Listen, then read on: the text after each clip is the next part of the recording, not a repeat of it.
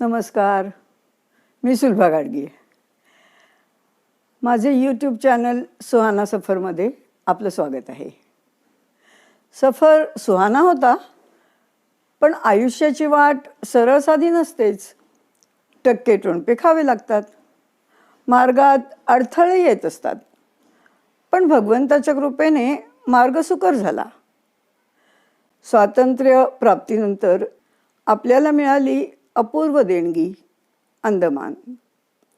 निर्जन निर्मनुष्य दूर समुद्रात विखुरलेली ही 400-500 बेटे म्हणजे निसर्गाचा अद्भुत आविष्कार. मला ह्या बेटांवर राहण्याचं सौभाग्य प्राप्त झालं. तेथील पूज्य सावरकरांच्या कोठडीवर मी त्यांचा फोटो लावून घेतला. तेव्हा तेथे चीफ कमिशनर होते श्री राजवाडे.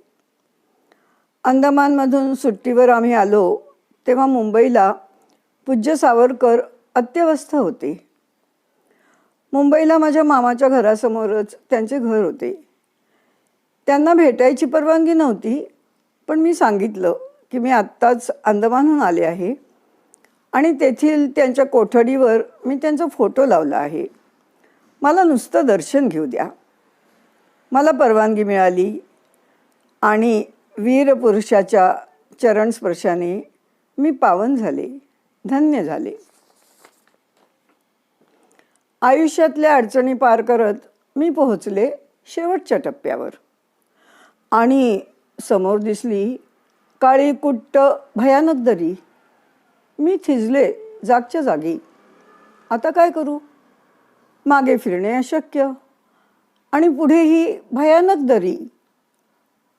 आणि मला दिसला तो सोनेरी पूल. आनंदाने गेले मी तिथे, तर रखवालदारांनी मला अडवलं.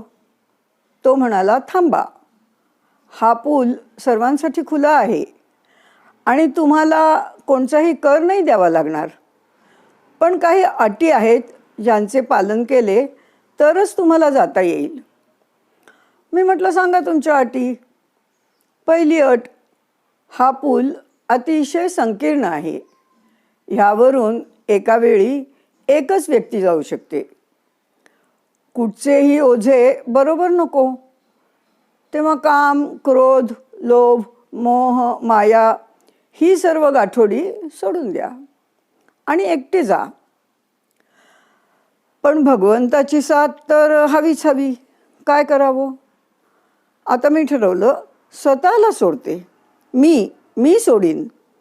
मी आणि भगवंत दोघेही एकत्र असत नाहीत. मैं था तो तू नाही, तू है तो मैं नाही. प्रेम गली अति साकरी, या में दोन समाही. तर आता मी अहंकार सोडला पाहिजे, मगच मला निशंक पूल पार करता येईल. पूल म्हणजे इंग्रजीत ब्रिज. ब्रिज हे नाव काय आहे कोण जाणे. शेक्सपियर म्हणतो, नावात काय आहे? काहीतरी नक्कीच आहे. पत्त्यांच्या एका खेळाला ब्रिज असं नाव आहे. हे नाव का पडलं ह्याच्या बऱ्याच कहाण्या आहेत. त्या मनोरंजक आहेत. दूर गावाबाहेर नदीच्या 2 तीरांवर 2 कुटुंब राहत होती. संध्याकाळी हे लोक पत्ते खेळत. नदीवरचा पूल धोकादायक झाला होता. तेव्हा एक दिवस एका कुटुंबाने इकडे यायचं आणि दुसऱ्या दिवशी दुसऱ्या कुटुंबाने तिकडे जायचं, असं ठरलं.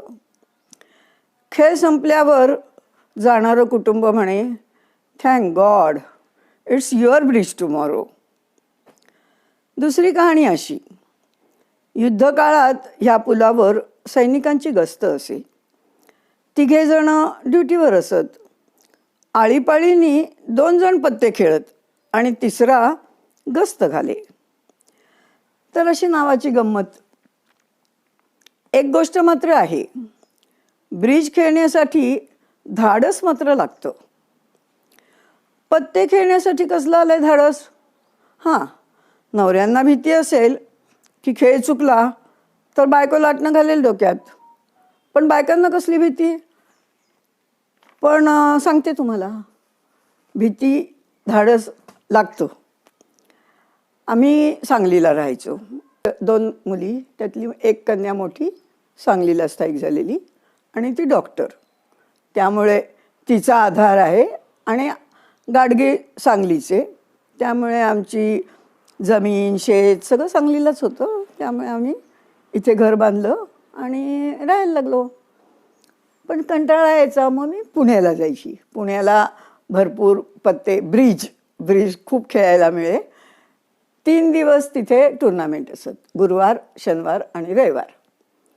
आणि माझ्या मुलीनी एक फ्लॅट घेऊन ठेवला होता, धाकट्या मुलीनी. खूप मोठा होता, खूप सुंदर होता. पण त्यावेळेला अगदी एका बाजूला असं साळुंके विहार होतं, तिथे तो फ्लॅट होता. आणि निर्जन होतं, जायचा यायचा रस्ता वगैरे पार. तर म्हणजे दिवसाढवळ्यासुद्धा लोकांना तिथे जायची भीती वाटे. रात्री तर थोडं हे. पण आता 3 दिवस जर मी ब्रिज खेळायचो तर मला घरी परत यायलाच पाहिजे. तुम्हाला एक गंमत सांगते. पुण्याचे लोक त्यांनी मला सांगायचे की मॅडम घरी नका जाऊ, आमच्या घरी चला. आता पुण्याचे लोक चक्क असं म्हणायचे. पण मी म्हटलं मी रोज अशी कोणाकडे जाणार, 3 दिवस मला जर खेळायचं, मी धाडस करून घरीच जायचं. मी स्वारगेटला यायची, कोणीतरी मला स्वारगेटला सोडायचं आणि मग तिथनं रिक्षा घ्यायची आणि पूर्ण एकाकी रस्ता तो मला पार करावा लागायचा. तो पार करताना गोळीबार मैदानाजवळ राईट टर्न नव्हता, पुढे जावं लागायचं आणि ABC फार्मची एक गल्ली होती, त्या गल्लीतनं जावं लागायचं. आता ती ABC फार्मची गल्ली तर अगदी निर्मनुष्य होती. कोणच तिथे घरं नाही, काय नाही, काय कोणी नाही. मग त्यावेळेला CCTV कॅमेरे पण नव्हते आणि रात्री पोलीस पण नसे. म्हणून मी रिक्षावाल्याला सांगायची की वळ उजवीकडे. ते बरेचदा वळायचे. एकदा खूप पाऊस पडत होता आणि आम्ही आलो आणि त्या रिक्षावाल्यांनी, मी सांगते त्याला की उजवीकडे घाल, तर अलाउड नाही आहे म्हणून रिक्षा पुढे नेली. तर मी म्हटलं ठीक आहे, आता रिक्षा वळव आणि डावीकडे घे. तो वळवायला तयार होईना.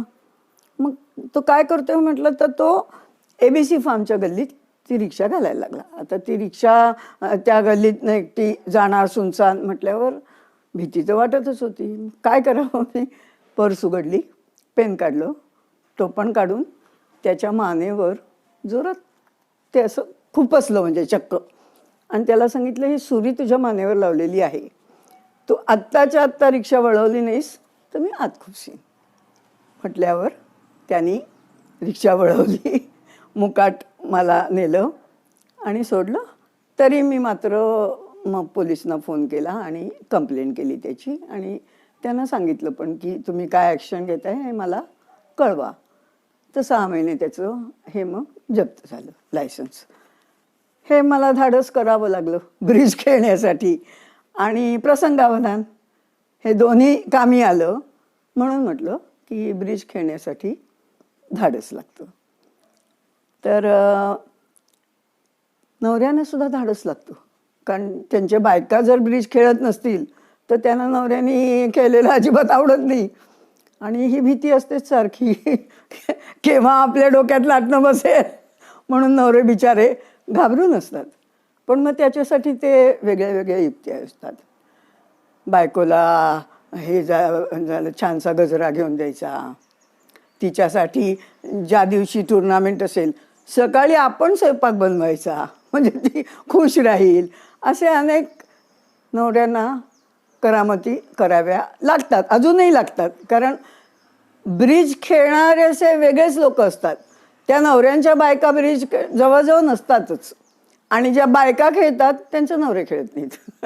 जोडी मिळणं जरा कठीण. आणि आता माझं वय 80च्या पुढे आहे.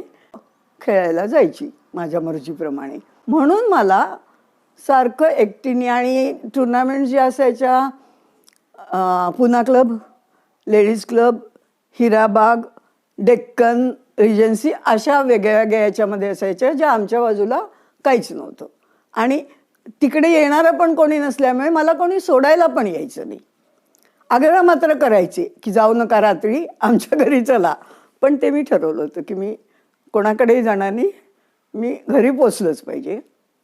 तर अशी धाडसं मी ब्रिजमध्ये हे धाडस केलं आहे.